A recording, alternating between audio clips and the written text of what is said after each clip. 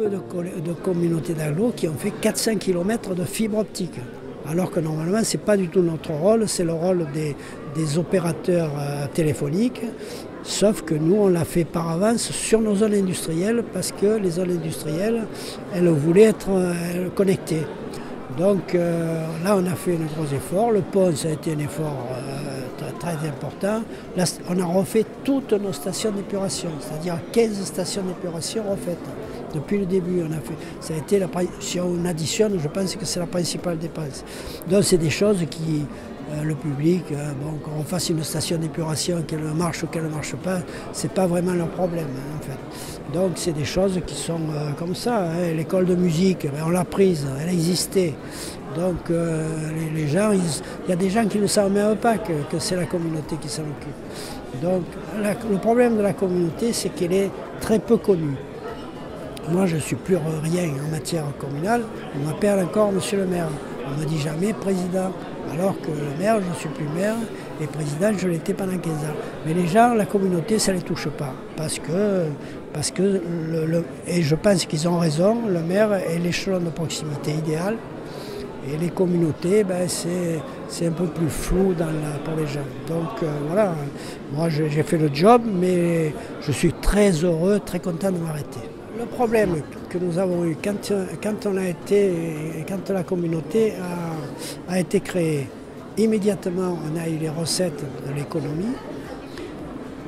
Et les recettes de l'économie, elles sont très importantes, grâce notamment à Saint-Martin-de-Crau qui amène plus de 60% en matière de retombées financières. Donc on avait des marges et on avait peu de compétences qui nous avaient été attribuées. Mais au plus on prend de compétences, au plus ça coûte de l'argent à la communauté. Donc moi je dis attention, il faudra qu'à l'avenir les gens soient plus...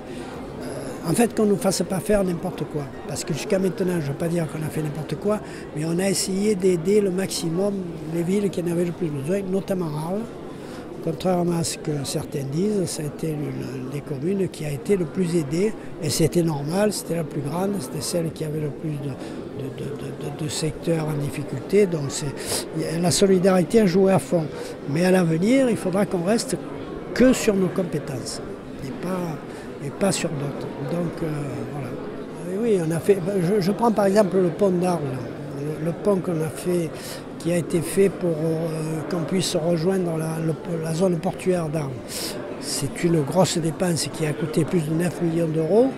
Donc on avait l'assurance de toucher 66% de cette somme, et en réalité on n'a touché que 33% de la région et pas des départements.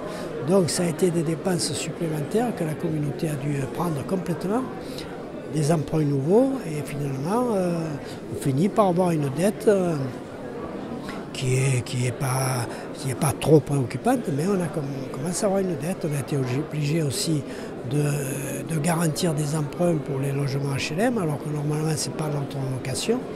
Normalement c'est la commune qui garantit avec le département, mais pas la communauté.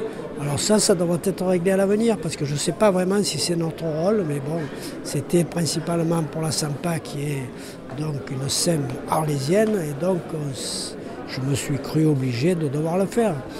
Mais il faut voir l'avenir, ce que ça donnera, moi je ne sais pas.